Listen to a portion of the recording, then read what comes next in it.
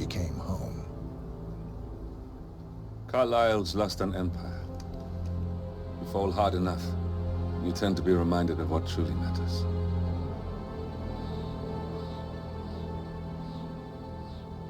So, the end of the line. You ready for this? Are you?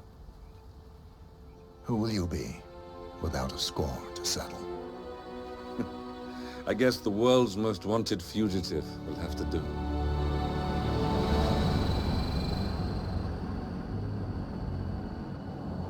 Alexa Carlyle is dead. According to the funeral invitation, that is. So naturally, it caused quite a stir when the late matriarch turned up at the breakfast table, alive and kicking.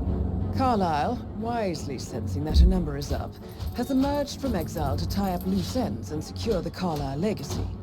She may be a monster, but you have to admire her due diligence. Carlyle descends from an ancient line of warrior aristocrats. Her great-grandfather made a killing in the Second Opium War and established an empire in shipping, railroads, and newspaper publishing. While largely unknown to the public, the family still asserts its quiet dominance over global transport and logistics, media, and technology.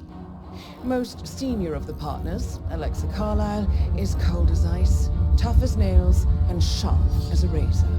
Incidentally, it was her late father who first brought the three families together after the end of World War II at this very house, meaning that this gentleman is the birthplace of Providence. It began here, and it ends here. Talk about poetic. One more thing. According to our intel, Carlyle keeps a case file on the Constant. Information that may be helpful in his recapture, so don't leave the estate without it. Right. Happy hunting, 47. See you on the other side.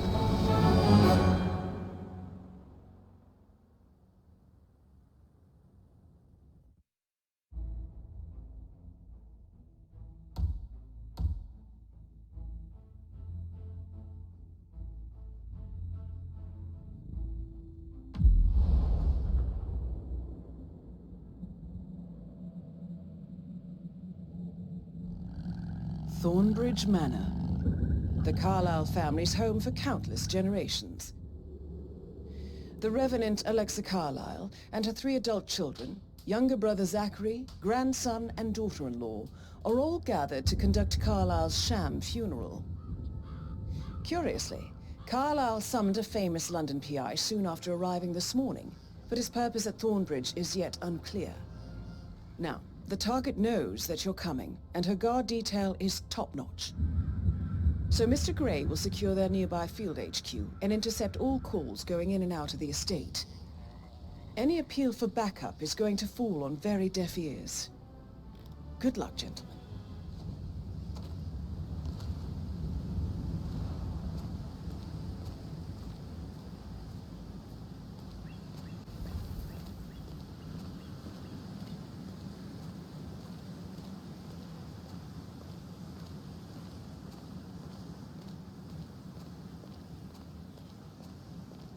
This is a private area, sir. Phineas Whitman, private investigator. I have an appointment with Madame Carlyle. Please wait. Mr. Whitmer is here to see Madame Carlyle. You can go right in. That is Phineas Whitmer, the famous private investigator hired by Madame Carlyle this morning. I'm curious why he's here. Maybe you should do some detecting yourself, 47.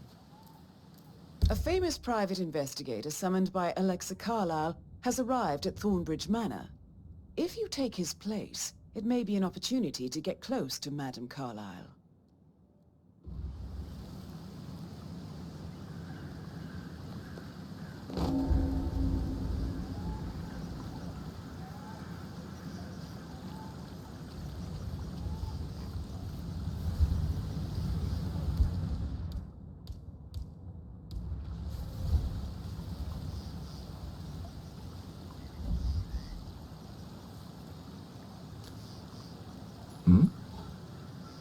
What the hell was that?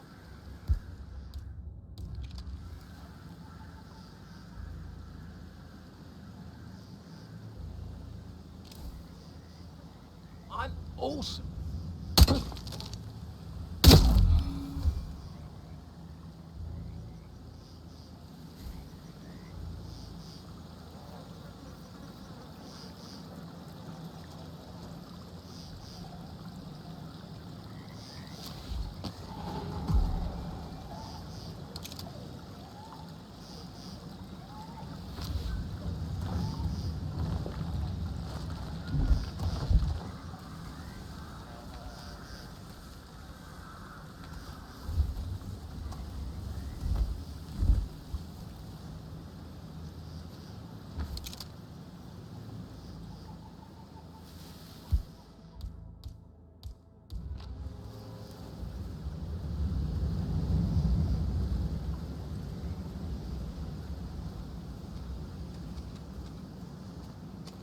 Mr. Whitmer, thank God you're here. Can I take you to Madame Carlyle? Yes, please. If you'd follow me. I know I oughtn't say anything, but I'm so relieved you're here. Everything's just so strange. Preparing for Madame's funeral, and then she turns up alive. But then the awful business with her brother Zachary, and all this security. I've never seen a place guarded like this, and I dare say I don't like it at all. This is what I mean. You have to be patted down before you see Madame Carlyle inside. Oh, I could just cry.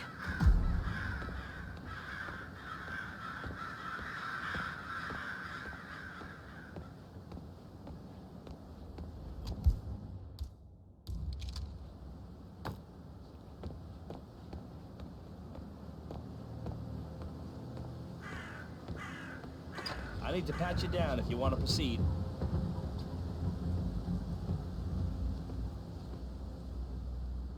Yeah, let me take a look. Just like the movies, right?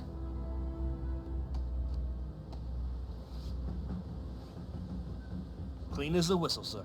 Go on.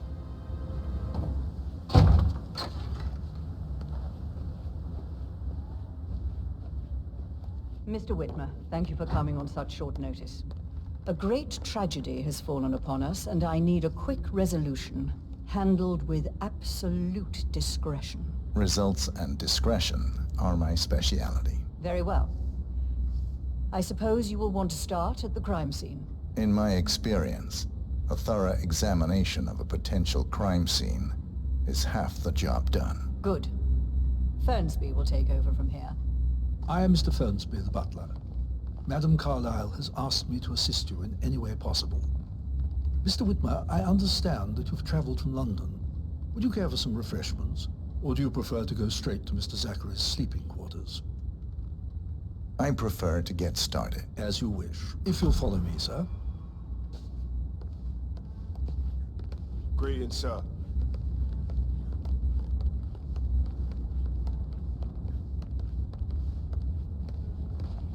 I feel obliged to point out that current affairs surrounding Madame Carlyle are of a delicate nature. You may be familiar with the recent announcement of her death. You will probably learn that a staged funeral is scheduled to take place tomorrow. Madame's children were not informed until this morning that their mother was in fact not dead at all. So please bear with them if they seem affected by the rather unusual situation. I trust I do not need to remind you that there will be consequences if word gets out that Madame Carlyle is still alive. I'll consider her dead when I leave. Before you inspect the crime scene, I will tell you this. The case concerns the death of Mr. Zachary, Madame Carlyle's younger brother. He was found dead in his bed this morning. The door was locked from the inside, and a suicide letter was found in his room. However, Madame Carlyle suspects foul play and will not accept that he took his own life. I've prepared some information for you, so please do come and see me when you've finished your investigation of the crime scene. This is Mr. Zachary's room, to my right. A locked room murder mystery, 47. I trust you'll get to the bottom of this.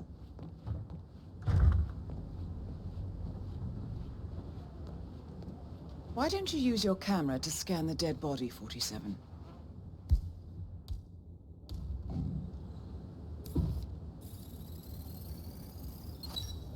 Throat markings indicate a rare, short-lived plant poison. Killed him. Spread shows time of death at around 10 o'clock last night. You do know your poisons, 47.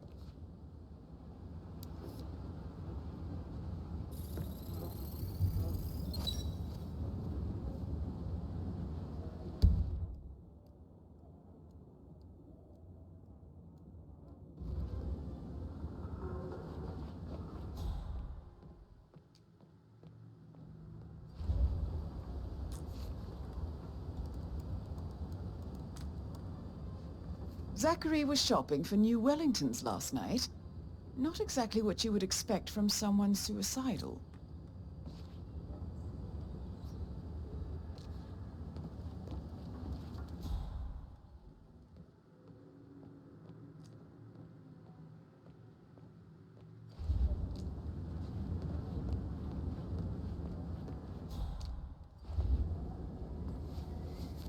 Zachary's suicide note.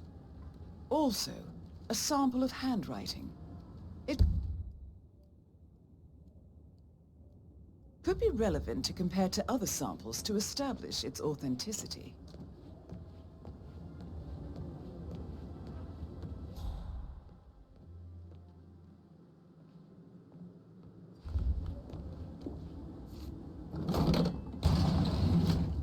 A hidden door. It's a secret passage. This could explain how the door was locked from the inside.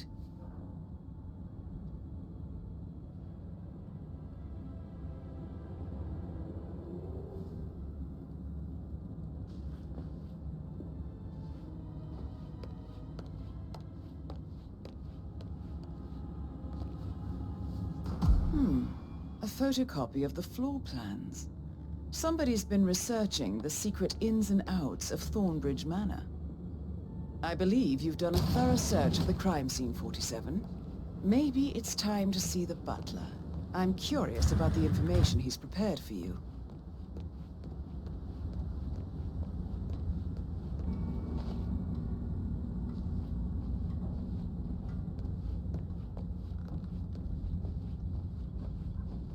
How are you today, sir?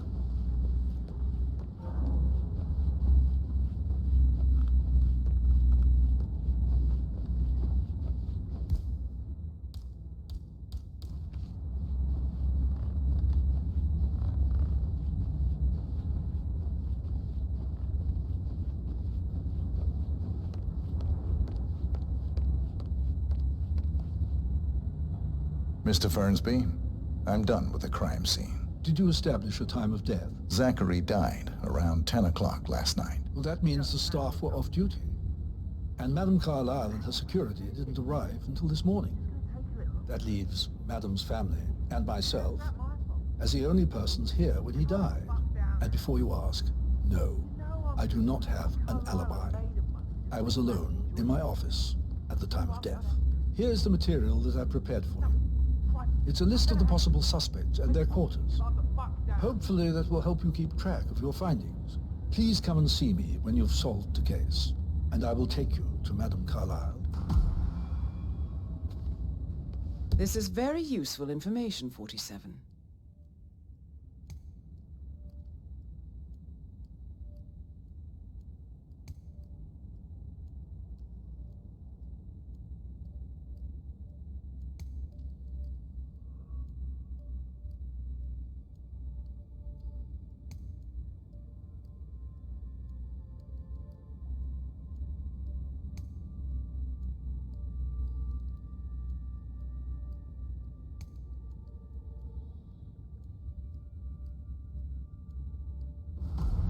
So how does one solve a murder mystery, 47? Motive, means, and opportunity, I believe. May I suggest you ask the suspects for alibis? Or perhaps you prefer searching the manor for clues first? Patrick I Carlyle. told Patrick off.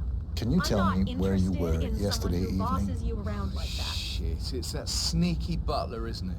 He ratted me out. Elaine, give us some privacy, would you? Don't tell Mother, okay? She's really tense these days, and the last thing I need is more hassle. I took that pretty blonde, Rosie, for an evening stroll. I mean, how the fuck am I expected to cope for an entire weekend in this shithole? I'm bored out of my mind. If that's all, I think I'll get back to my slow death by boredom. What did you think of Zachary? Creepy as hell. No ambition. Imagine deciding to live in a museum. You know, Father says Zachary and Alexei used to be two of a kind. He had a great future ahead of him, then suddenly, he just gave up everything. What an idiot. Thank God Daddy chose looks and brains over pedigree when he married Mummy. I don't have to worry about the inbreeding so customary in these circles. So, is that it? Did you see anything suspicious last night? No. I reckon Zachary topped himself. I know I would have. Or perhaps Mr. Fernsby. I don't like him. He could have done it.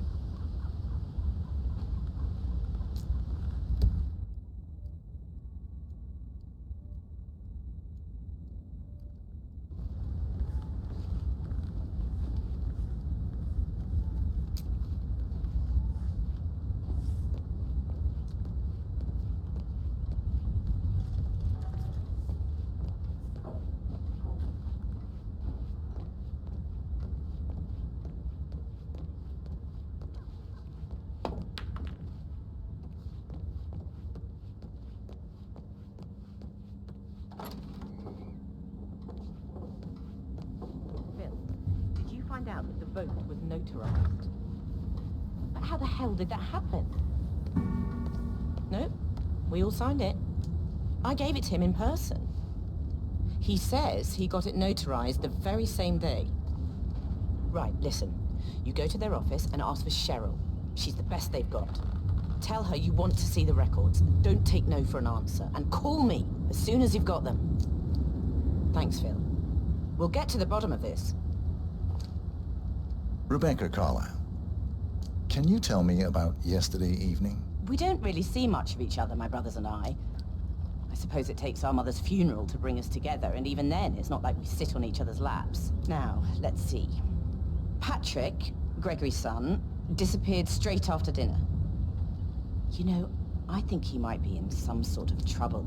Edward wanted to go as well, but Gregory convinced him to stay for a few drinks before they went off for a pint at the local at 9:15. I swear Gregory enjoys Edward's discomfort over staying here. I had a conference call with my New York office at 9, so I spent 3 hours on my laptop in my room and went straight to bed afterwards. I don't know about Emma. She did act a bit strange. You know, I bet she was making lists for changes needing to be done once she gets her hands on Thornbridge Manor. Quite the shock she had when Mother arrived during breakfast. Is there anything else you want to ask me? Tell me about Zachary. Did he act strange last night? You know, now you mention it, he was a lot more chatty than usual. He wanted to know about my connections in the publishing business. Apparently, a friend of his is writing a book, which strikes me as very peculiar. I didn't think he had any friends. Is that everything, Mr. Whitmer? I do have a lot to see to. Anything else you feel like mentioning? I may be wrong, but I saw Mr. Fernsby, the butler, leave Zachary's room early this afternoon. And he seemed a bit startled when he saw me in the hallway. It's probably nothing. Oh, and one more thing. Please be kind to Edward. He can only take so much.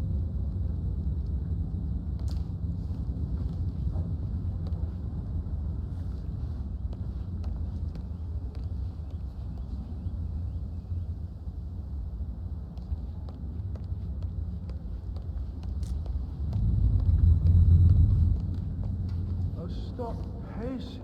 For God's sake, Emma. But why don't we get any kind of explanation? It's bloody rude, that's what it is. Making us come here to play funeral and then show up like nothing's the least bit strange. Oh, don't get your knickers all twisted. I'm telling you, she's not fit to be in charge anymore. Emma Carlyle, can you tell me where you were yesterday evening? Surely I'm not a suspect. I need to account for everyone. Well, I spent the evening with my family, but I got an awful migraine and had to take to bed. Everyone can attest to that. I believe I went up when the boys sat down for a drink around 8 o'clock. Is that all? How did you feel about Zachary? I might as well be honest. His presence was always awkward. But how do you have a meaningful conversation with a man who only cares about plants? In my opinion, Alexa bears some responsibility for how this ended. She supported his self-limiting behavior by letting him live here. Anything else you want to know? Have you noticed anything else out of the ordinary? Nothing special comes to mind. Except, perhaps, I did get a feeling that Zachary was depressed, not just sad. I suppose he realized that he had no one with Alexa gone. Even Alexa must feel the pangs of guilt over that one, letting him believe she was dead. Then again, guilt isn't her strong suit.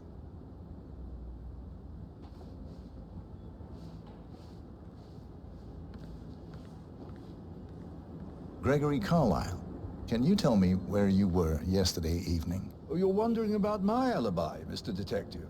Well, I left Thornbridge around 8:30 for a pint with Edward. I wish I hadn't. Quiz night at the inn. On the other hand, staying here with Zachary, my obnoxious sister, and the wife sporting another one of her headaches would have been a fate worse than death.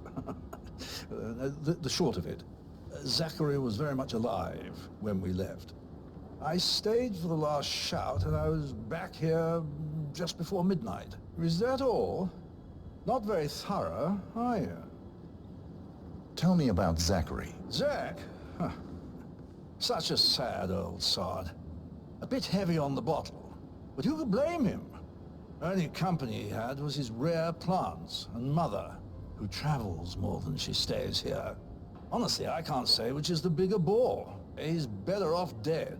Anything else you want to pry from my intricate intellect? Anything else you'd like to tell me? Nothing really.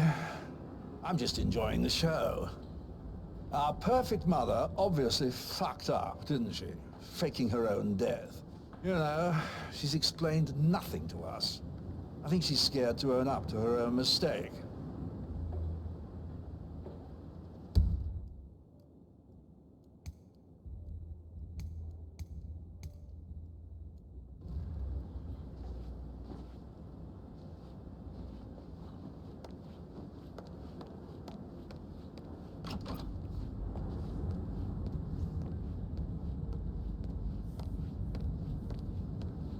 Yes, hi Cassie, it's me again, Edward. I know I'm not supposed to leave you messages, and this is the last time, I promise. It's just, I don't know how to handle this whole situation. I don't think I can really. I can't feel my legs, and my eyes are not working properly. Gotta go. Sorry, I'll stop calling you. I don't know how to handle this whole situation. Professor Edward Carlyle, can you tell me your whereabouts for last night? Oh, yes, this dreadful business with Zachary. I stay at the local inn. You see, I prefer not to spend the night here at Thornbridge Manor. My brother Gregory came along for a nightcap. He'll never admit it, but I think he understands that I find this whole thing upsetting, and wanted to provide some comfort. I believe we went to the Stag's Head around 8:30. If that's all, I have a speech to write. Can you tell me about Zachary's behavior last night? I certainly didn't expect him to commit suicide. Sure, he was upset by Mother's supposed death. We were. But he seemed more engaged than usual. You should ask Rebecca, they had a long talk. Did you know that he hadn't left Thornbridge Manor in nearly 50 years? His plants, Mother, and the staff, all the company he had. Anything else I can do to help? Did you notice anything else out of the ordinary? You mean apart from the fact that we came here to bury our mother and she shows up alive and kicking? Zachary found dead in his bed this morning? Or perhaps that the planned funeral is still taking place and I have to do the eulogy? And Mother will surely have strong opinion on it afterwards. I can't breathe. Excuse me.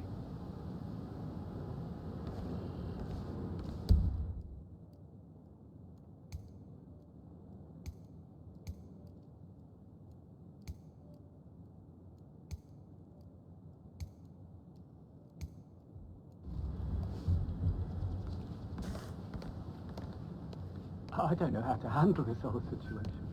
I don't think I can really. I can't.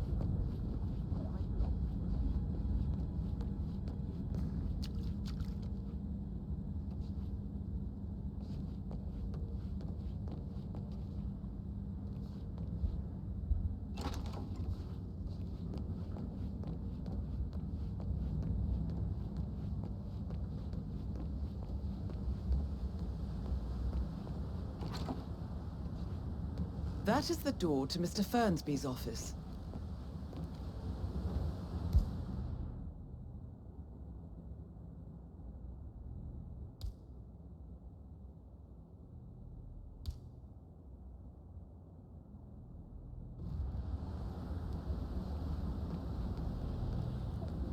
Gentleman.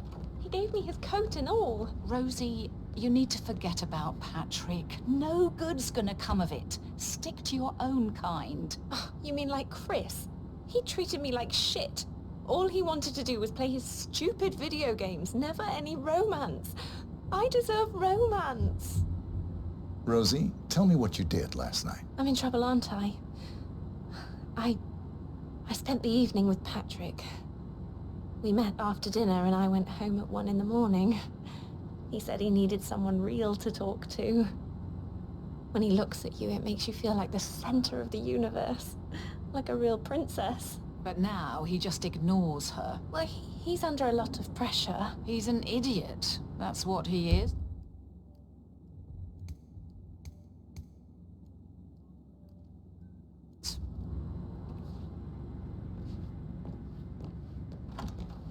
How are things coming along inside? Is everything ready for tomorrow? I can't deal with all this.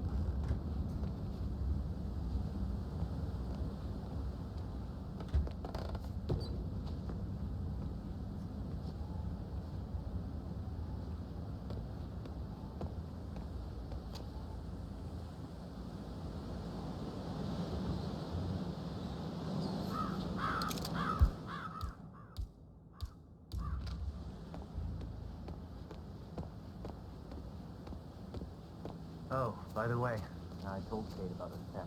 What did she say? Well, I thought she'd be mad at me, but she thanked me that she understood the position I was in. We had a really good talk about it. What did I tell you? She's a sensitive woman. And that stuff you were asking about. I know. On top of everything, Rosie thinks she's in love with young Patrick. I mean, that's a breaking heart happening if I ever saw one. Life can be tough sometimes. And that detective asked to come here. Madame Carlyle must believe Zachary was murdered. Why else ask him to snoop around? Oh, I feel weak in my knees from all the tension here. Yeah, we'll all need a vacation when this is over.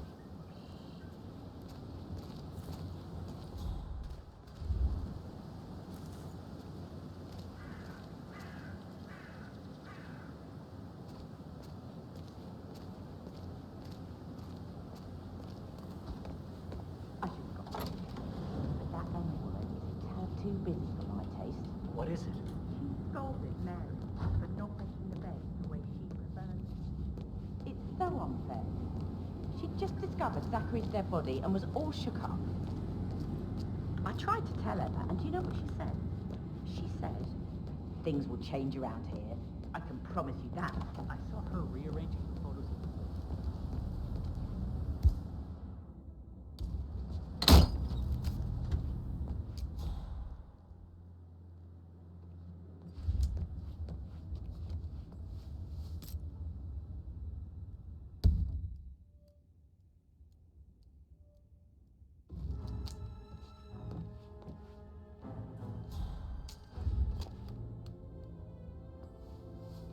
Zachary's diary. This is big. He was about to confess to the world that he and Alexa murdered their older brother Montgomery 46 years ago. And apparently, Mr. Fernsby helped make the murder look like an accident. And 47, the handwriting doesn't match the suicide letter in his room, proving he didn't write it himself.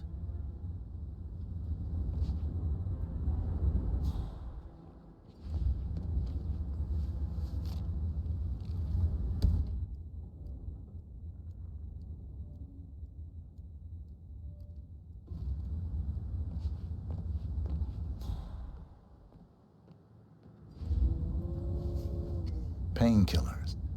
Lethal if you use enough of them. But not the poison used to kill Zachary. Of course, Madame Carlyle doesn't know that. Are you considering to frame the butler, 47? Mr. Fernsby clearly didn't commit the murder, but I think you have enough evidence to convince Madame Carlyle he did. Maybe you should tell him you are ready to present your findings. Unless, of course, you want to do some more detecting, 47?